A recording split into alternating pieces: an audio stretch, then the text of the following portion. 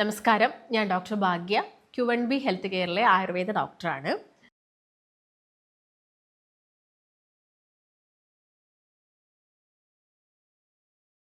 ഇന്നത്തെ വീഡിയോയിലൂടെ നമ്മൾ ഡിസ്കസ് ചെയ്യുന്നത് നല്ലൊരു ഉറക്കം കിട്ടാൻ നമ്മൾ എന്തൊക്കെ കാര്യങ്ങളാണ് ശ്രദ്ധിക്കേണ്ടത് എന്നുള്ളതാണ്. അപ്പം അതിൽ ആദ്യം തന്നെ നമ്മൾ കിടക്കുന്ന റൂമിൻ്റെ ഒരു എൻവയോൺമെൻറ്റ് എങ്ങനെയായിരിക്കണം, അതിന് ഒരുപാട് ഇമ്പോർട്ടൻസ് കൊടുക്കേണ്ടതുണ്ട്. കാരണം നമ്മൾ കിടക്കുന്ന റൂം വളരെ മെസ്സി ആയിട്ട് കിടക്കുന്നു, അവിടെ ഒരുപാട് സാധനങ്ങൾ, അതിനുള്ളിൽ നിങ്ങൾ കിടക്കുക, അല്ലെങ്കിൽ ആ ബെഡിൽ നിങ്ങൾ കിടക്കുന്ന ബെഡിൽ ഒരുപാട് സാധനങ്ങൾ കിടക്കുന്നുണ്ട്, അതിൻ്റെ ഉള്ളിലാണ് നിങ്ങൾ കിടക്കുന്നതെങ്കിൽ അത് നമുക്കൊരു സഫൊക്കേഷനാണ് തരുന്നത്. ആ ഒരു സഫൊക്കേഷൻ കാരണം പലർക്കും, അല്ലെങ്കിൽ ആ ഒരു വിമ്മിഷ്ടം നമുക്കൊരു ബുദ്ധിമുട്ടാണ് ഉണ്ടാക്കുന്നത്. ആ ഒരു ബുദ്ധിമുട്ട് കാരണം നമുക്ക് പലർക്കും ഉറങ്ങാൻ നല്ല ബുദ്ധിമുട്ടായിരിക്കും ഉണ്ടാകുന്നത്. അപ്പം ആ ഒരു എൻവയോൺമെൻറ്റ് എപ്പോഴും നല്ല രീതിയിൽ തന്നെ ഒരു ക്ലീൻ ആയിട്ട് കീപ്പ് ചെയ്ത് പോയി കഴിഞ്ഞാൽ മാത്രമേ നമുക്ക് പ്രോപ്പറായിട്ടുള്ളൊരു ഉറക്കം കിട്ടുള്ളൂ. അതുപോലെ തന്നെ നിങ്ങൾ ശ്രദ്ധിക്കേണ്ടത് വെച്ചാൽ ആ റൂമിൽ അത്യാവശ്യം നല്ലൊരു വായുസഞ്ചാരം ഉണ്ടാവണം. അതായത് ചിലപ്പോൾ നമ്മളെല്ലാവരും ഇപ്പോൾ വീട്ടിലൊക്കെ ആണെങ്കിൽ ഡോറൊക്കെ ക്ലോസ് ചെയ്തിട്ട്, വിൻഡോസൊക്കെ ക്ലോസ് ചെയ്തിട്ട്, അതുപോലെ തന്നെ എയർ ഹോൾസൊക്കെ കംപ്ലീറ്റ് ആയിട്ട് ക്ലോസ് ചെയ്തിരിക്കുന്ന ആ ഒരു റൂമിനകത്തും ഓക്സിജൻ കുറവായിരിക്കും. അപ്പോൾ അതിൻ്റെ ഭാഗമായിട്ട് നമുക്ക് പ്രോപ്പറായിട്ട് ഉറങ്ങാൻ പറ്റണം എന്നില്ല. അപ്പോൾ ആ ഒരു കാര്യം കൂടി നിങ്ങൾ പ്രത്യേകം ശ്രദ്ധിക്കേണ്ടതുണ്ട്. പിന്നെ ചില അസുഖങ്ങളുടെ ഭാഗമായിട്ടൊക്കെ നമുക്ക് ഉറക്കം കുറവ്, അല്ലെങ്കിൽ ഉറക്കം നല്ല രീതിയിൽ തന്നെ നഷ്ടമാവാനുള്ള ചാൻസസ് ഉണ്ട്. ഇപ്പോൾ ചില അസുഖങ്ങളൊക്കെ നോക്കുകയാണെങ്കിൽ, ഇപ്പം ഡയബറ്റീസ് പേഷ്യൻസിനൊക്കെ അവർക്ക് പ്രത്യേകം അവരുടെ ബോഡി തന്നെ വല്ലാതൊരു ഉഷ്ണം, ഭയങ്കരമായിട്ട് ചൂട് വരിക, അല്ലെങ്കിൽ അവർക്ക് എപ്പോഴും ഒരു ക്ഷീണം കാരണം ഈ ഒരു ഉറക്കം പ്രോപ്പർ ആവാത്തൊരു കണ്ടീഷൻ. ചിലപ്പം അവർ കുറച്ച് സമയം ഉറങ്ങുന്നുണ്ടായിരിക്കാം, ഇൻ ബിറ്റ്വീൻ അവർ എണീക്കും. അപ്പോൾ അത്തരം ബുദ്ധിമുട്ടുകളൊക്കെ നമ്മൾ ഒരുപാട് തൈറോയ്ഡ് പേഷ്യൻസിൽ, അതുപോലെ തന്നെ ഡയബറ്റീസ് ഉള്ള ആളുകളിലൊക്കെ കാണുന്നുണ്ട്. അതുപോലെ തന്നെ നമ്മുടെ മാനസിക ആരോഗ്യം വളരെയധികം ഇമ്പോർട്ടൻ്റ് ആണ്. നമ്മുടെ മാനസിക ആരോഗ്യം കുറയുക, അല്ലെങ്കിൽ നമുക്ക് പ്രോപ്പറായിട്ട് മനസ്സിന് ഒരു സ്ട്രെസ് ഫ്രീ ആയിട്ട് നമ്മുടെ മനസ്സ് കിടക്കുന്നില്ലെങ്കിലൊക്കെ തന്നെ നമ്മുടെ ഉറക്കത്തിൽ നല്ല രീതിയിലുള്ള ബുദ്ധിമുട്ടുകൾ ഉണ്ടാകാനുള്ള ചാൻസസ് ഉണ്ട്. അതുപോലെ തന്നെ ഇങ്ങനെ ഉറക്ക പ്രശ്നമുള്ള ആളുകളൊക്കെ ആണെങ്കിൽ ഭക്ഷണം കഴിക്കുന്നത് നേരത്തെ ആവണം. കാരണം നിങ്ങൾ ഭക്ഷണം കഴിച്ച പാടെ പോയി കിടന്ന് ഉറങ്ങുന്നത് ഒരു പ്രോപ്പർ ഡൈജഷൻ അല്ല നിങ്ങൾക്ക് തരുന്നത്. ചിലപ്പോൾ നിങ്ങൾ ഫുഡ് കഴിച്ച പാടെ പോയി കിടന്നു കഴിഞ്ഞാൽ നിങ്ങൾക്ക് ഭയങ്കര ഗ്യാസിൻ്റെ പ്രശ്നങ്ങൾ, ബ്ലോട്ടിംഗ് ആയിട്ട്, ഇപ്പോൾ വയറ് വീർക്കുക, ചിലപ്പോൾ നെഞ്ചരിച്ചിൽ, പെട്ടെന്ന് നിങ്ങൾ കഴിച്ച ഫുഡ് നിങ്ങളെ വായയിലോട്ട് വരുന്ന ഒരു കണ്ടീഷൻ. അപ്പോൾ ഇത്തരം ബുദ്ധിമുട്ടുകളൊക്കെ തന്നെ നമ്മൾ ഭക്ഷണം കഴിച്ച പാടെ പോയിട്ട് കിടക്കുമ്പോൾ ഉണ്ടാവും. അപ്പോൾ അതുകൊണ്ട് തന്നെ നമുക്ക് എന്താവും, നമ്മുടെ ഉറക്കം ഒരു പ്രോപ്പർ ആവാതിരിക്കും. അതുകൊണ്ട് നിങ്ങൾ ഉറങ്ങുന്നതിൻ്റെ 1-2 മണിക്കൂർ മുൻപായിട്ട് തന്നെ നിർബന്ധമായിട്ട് എന്ത് ചെയ്യണം, ഭക്ഷണം കഴിച്ചിരിക്കണം. ഭക്ഷണം കഴിച്ചിട്ട് പോയിട്ട് അപ്പം തന്നെ പോയിട്ട് ഇരിക്കുക, അല്ലെങ്കിൽ അപ്പം തന്നെ പോയിട്ട് കിടക്കുക, അതൊക്കെ ഒഴിവാക്കിയിട്ട് കുറച്ച് സമയം നടക്കുകയോ അങ്ങനെ ചെറിയൊരു മൂവ്മെൻറ്റ്സ് ഒക്കെ കൊടുത്തതിന് ശേഷം മാത്രം പോയി കിടക്കാൻ വേണ്ടിയിട്ട് ശ്രദ്ധിക്കണം.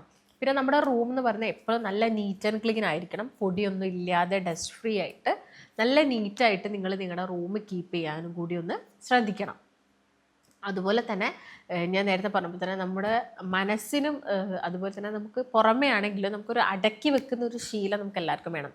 ഈ വലിച്ചു വാരി എറിഞ്ഞ് അല്ലെങ്കിൽ അങ്ങനെ കിടക്കുന്ന ഒരു മെസ്സി ആയിട്ടുള്ള റൂമിൽ നമുക്കൊരു പ്രോപ്പർ സ്ലീപ്പ് അല്ല തരുന്നത്. അവിടെയാണെങ്കിലും ഒരുപാട് ചിലപ്പോൾ ഡസ്റ്റുകൾ ഉണ്ടായിരിക്കാം. അപ്പം അതിൻ്റെ ഇടയിലൊക്കെ കിടക്കുക എന്ന് പറയുന്നത് നമുക്ക് നല്ല രീതിയിലുള്ള ആരോഗ്യ പ്രശ്നങ്ങൾ വേറെ ഉണ്ടാക്കും. അപ്പം നിങ്ങളുടെ മനസ്സ് ക്ലീൻ ആക്കുന്നത് പോലെ തന്നെ നമ്മുടെ റൂമും ക്ലീൻ ആവണം. രണ്ടും ഒരുപോലെ ക്ലീൻ ആയിട്ട് പോയി കഴിഞ്ഞാലേ നമുക്ക് പ്രോപ്പറായിട്ടുള്ള ഉറക്കം കിട്ടുള്ളൂ. അപ്പം മാത്രമേ നമ്മുടെ ഈ സിർക്കാഡിയൻ ഋതുവും കാര്യങ്ങളൊക്കെ പ്രോപ്പർ ആവുള്ളൂ. പിന്നെ എല്ലാ ദിവസവും നിങ്ങളൊരു കോമൺ സമയത്ത് കിടന്നുറങ്ങാൻ വേണ്ടിയിട്ട് നോക്കണം. അതായത് ഇപ്പോൾ എല്ലാ ദിവസവും നിങ്ങൾ 10 മണിക്കാണ് കിടന്നുറങ്ങുന്നതെങ്കിൽ ആ 10 മണിക്ക് തന്നെ മാക്സിമം നിങ്ങൾ ഉറങ്ങുക. അപ്പം ഒക്കേഷണലി ചിലപ്പോൾ നമുക്കത് പറ്റിയെന്ന് വരില്ല, അത് നിങ്ങൾ വിടുക. അല്ലാത്ത ദിവസങ്ങളിൽ നിങ്ങൾ മാക്സിമം ആ ഒരു പ്രോപ്പർ ടൈമിൽ തന്നെ കിടന്നുറങ്ങുക. അങ്ങനെയാണെങ്കിൽ ഞാൻ നേരത്തെ പറഞ്ഞ ഈ ഒരു ബയോളജിക്കൽ ക്ലോക്ക് നമ്മുടെ ബോഡിയിൽ പ്രോപ്പറായിട്ട് വർക്ക് ആവുള്ളൂ. പിറ്റേ ദിവസം രാവിലെ ഒക്കെ എണീറ്റ് കഴിഞ്ഞാൽ നിങ്ങൾക്ക് ടോയ്ലറ്റിൽ പോകണം, അത്തരം ടെൻഡൻസീസൊക്കെ നമുക്ക് കറക്റ്റായിട്ട് നടക്കണമെങ്കിൽ നിങ്ങൾ ഉറക്കത്തിനോട് ഒരുപാട് ഇമ്പോർട്ടൻസ് ഉണ്ട്. അപ്പോൾ നിങ്ങൾ കറക്റ്റ് സമയത്ത് കിടന്നുറങ്ങാൻ വേണ്ടിയിട്ട് ഒന്ന് പ്രത്യേകം ശ്രദ്ധിക്കണം. അതുപോലെ തന്നെ നമ്മുടെ ഭക്ഷണത്തിനകത്ത് കുറേ കാര്യങ്ങൾ ശ്രദ്ധിക്കേണ്ടതുണ്ട്.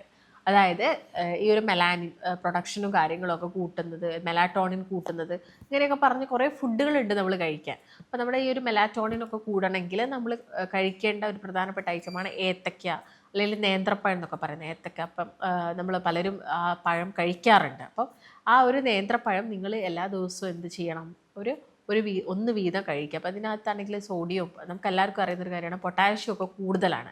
ഇങ്ങനെ പൊട്ടാസ്യം കൂടുതലായതുകൊണ്ട് തന്നെ നമുക്ക് ഈ ഒരു പഴം കഴിക്കുന്നത് നല്ലതാണ്. അപ്പോൾ എല്ലാ ദിവസവും ഒരു പഴം വീതം നിങ്ങളെല്ലാവരും കഴിക്കുക. അതുപോലെ തന്നെ പാല് കുടിക്കുക. അധികം ചൂടില്ലാത്ത വാമായിട്ടുള്ള ഒരു പാല് നിങ്ങൾ ഒരു ഗ്ലാസ് കുടിക്കുന്നതും നല്ലൊരു ഉറക്കത്തിന് ഹെൽപ്പ് ചെയ്യും. അതുപോലെ തന്നെ നമ്മുടെ ബോഡിയുടെ ടെമ്പറേച്ചർ ഒന്ന് കുറയ്ക്കാൻ വേണ്ടിയിട്ട് ഉറങ്ങുന്നതിന് മുൻപായിട്ട് ഒന്ന് നന്നായിട്ട് തണുത്ത വെള്ളത്തിലൊക്കെ ഒന്ന് കുളിക്കുക. അതും നമുക്ക് നല്ലൊരു ഉറക്കം തരുന്നതിന് ഹെൽപ്പ് ചെയ്യുന്നതാണ്.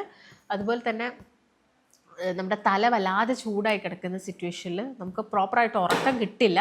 എന്നാൽ നിങ്ങൾ ഉറങ്ങിക്കഴിഞ്ഞാൽ നിങ്ങൾക്ക് ആ ഉറക്കത്തിൽ നിന്ന് എണീക്കാൻ പറ്റാത്തൊരു സിറ്റുവേഷൻ പോലെയാണ് നമ്മളെ തല വല്ലാതെ ചൂടായി കഴിഞ്ഞാൽ. അപ്പം നമുക്കത് ചൂടും കാര്യങ്ങളൊക്കെ കുറയ്ക്കാൻ നമ്മളൊരു ഓയിൽ മസാജ് ചെയ്യുന്നതും ഒക്കെ തന്നെ നല്ലതാണ്. അപ്പോൾ നമുക്ക് ഡേ ലൈഫിൽ, അതായത് രാത്രി ഓയിൽ മസാജ് തലയിൽ ചെയ്യാതിരിക്കുക, പകൽ സമയത്ത് തലയിലൊക്കെ നന്നായിട്ടൊരു ഓയിൽ മസാജൊക്കെ ചെയ്യുന്നത് എപ്പോഴും നല്ലതാണ്.